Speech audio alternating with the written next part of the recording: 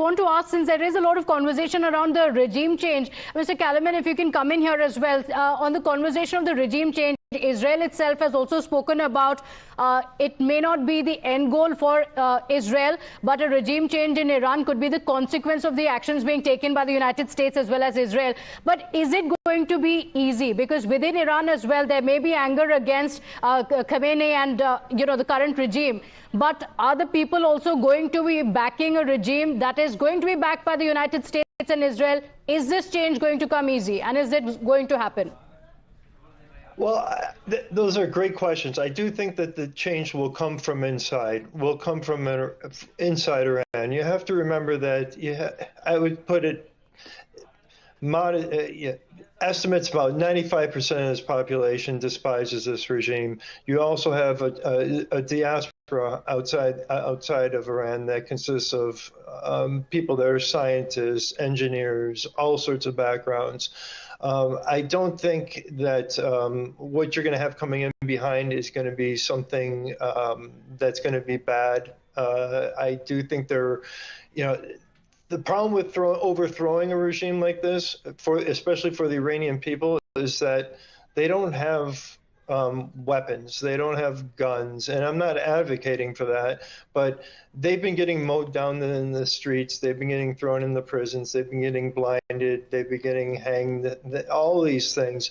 And I've seen pictures today of just IRGC thugs, besieged thugs on the streets with guns, openly showing that. But at the same time, I will say the Israeli strikes not only we focus on the nuclear aspect of it, but they did hit the besieged bases, okay, which are the shock troops to suppress the population. They also did hit the IRGC bases. And I think at the end of the day, you'll have a population that once they see that the regime is weakened and the repressive mechanism that holds them in place is no longer there, that they will rise up. And again, it will just be a series in a line of revolts that have been going on since basically December 2007. Just stay with us. You hold your thoughts if you can. We have updates of a strike. What seems like a strike, Pratibha, in the heart of Israel. Israeli media now reporting that in Jerusalem there has been some kind of a strike that's just coming in. Colonel Arasen? No, the Iranians do retain, some kind of long arm, muscle. But I am sorry to say that muscle is very much depleting or is becoming weaker by the day. And Pranesh, as their long range missiles get depleted, the easier option was to hit with short range missiles. But what do you hit with short range missiles? You can hit only the American bases, which are on the western coast of Persian Gulf. Now, will they go for it? Well, it is, I can't conjecture at the moment, but after this strike, anything can happen. That a desperate regime, may try to do something of that sort. And the Americans, they have catered to this kind of a threat. That is why they moved out their families, So families, you think this was long coming? There were enough hints, and the 2-week time frame by Trump was, just deception, classic deception, because 2 weeks came in just 2 days. But Colonel Arasen, because you're talking about the U.S. bases around the, around that area, I want you to really, go deep into it. What are we looking at? How many bases, their capability? What does it mean for the world? Bases, as I told you in the morning, there has always been a silent ring, around Iran. And this has been, this grid has been established over a period of time very assiduously.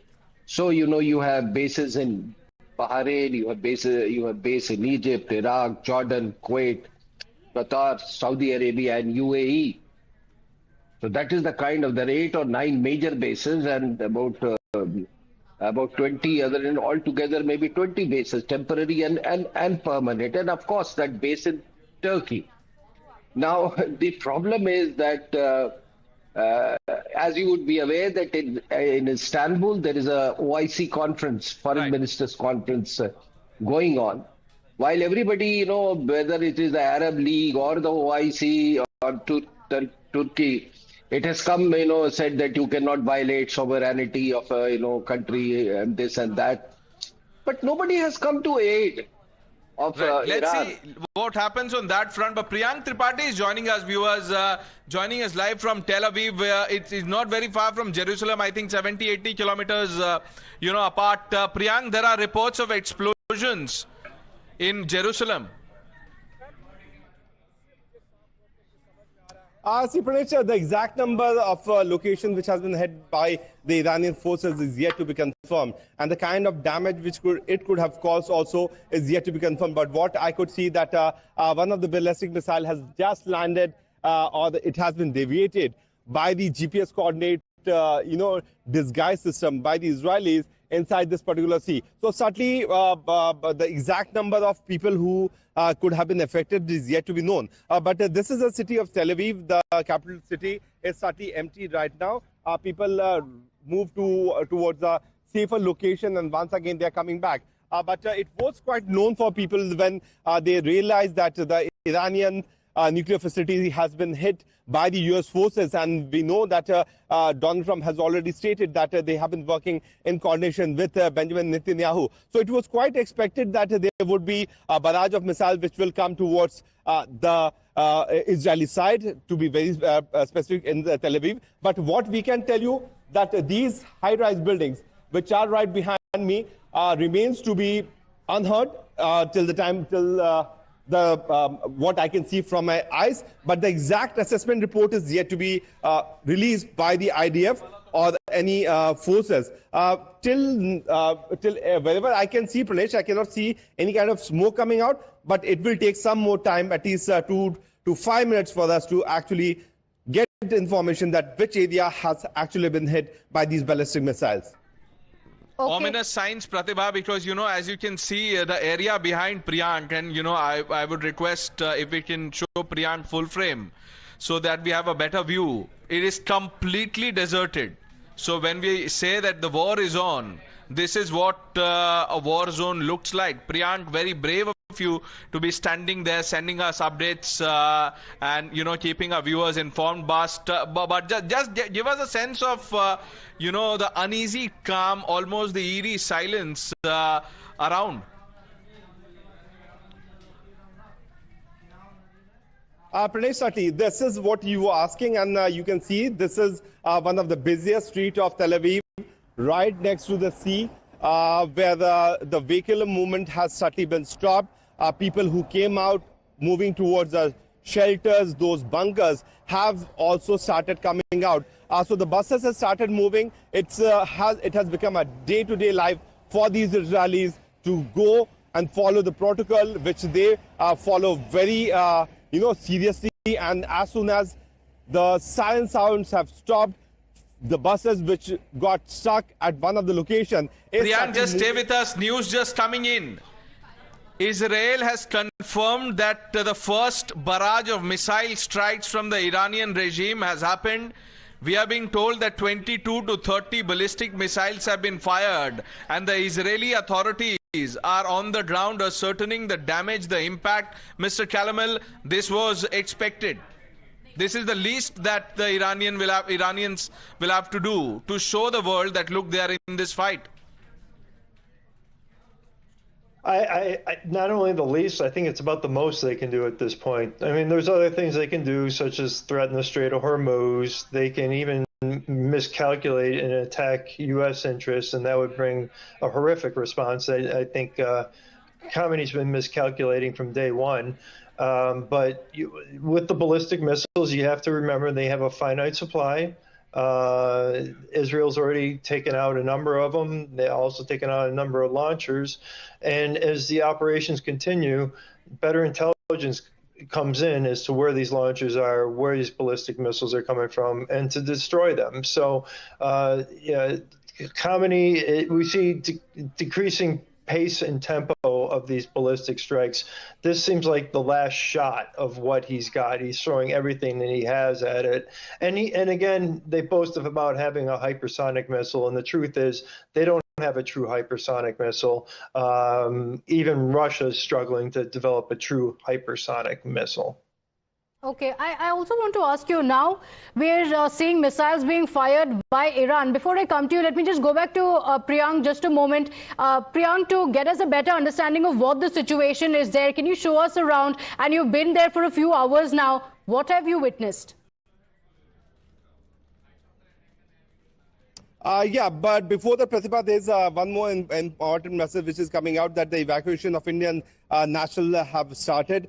They have left from the MSC and they are on their way to the Jordan border. This was the first set of the Indian nationals who are being evacuated from here. And there have been some information which has been corrected, because early in the day what we got to know that this particular purpose has been stopped. While talking about what you were asking, we are here in Tel Aviv, and this is a city which has seen the kind of series of ballistic missiles which have been fired from the Iranian side. Just a short while back, the IDF has also released a statement where they are saying that a series of missiles came here, and we request our citizens to follow the protocol. While talking about the location, certainly, let me show you the other side of the frame. It's deserted. Certainly, this is not one of the locations which is so empty, that too on the Sunday. Although yesterday it was a vacation time for the people, because they were they were going into the Shabbat period where they pray, the Jewish pray, and because of which the city and all the Israel was shut. But right now, that too on a Sunday morning, when people were supposed to go to the offices, what we saw that in the morning there was a message which came out from the IDF side stating that people should not go to the offices, the schools have been shut.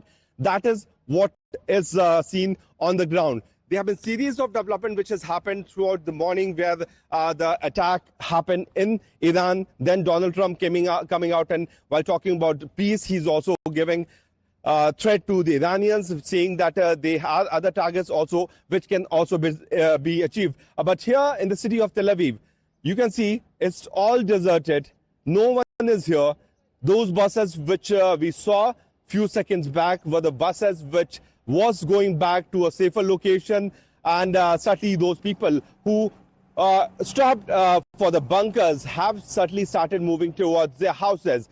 Early in the morning, the information came. There were few youth who were on the streets who were actually happy to see the response from the U.S. forces side. But here in Tel Aviv, on one of the busiest street, what we can tell you that it's all deserted. It was quite expected from the Iranian side also, Pratibha, because the kind of step which has been taken by the United States by decimating all those nuclear stations of Iran, Iranians had to hit back. But we have to understand, for every missile, it has to travel approximately 2,000 kilometers, and it is not an easy job to keep on sending missiles, just the manner in which Hezbollah was sending to Israel. Okay, Priyank, just stay with us. I'm picking up, reports from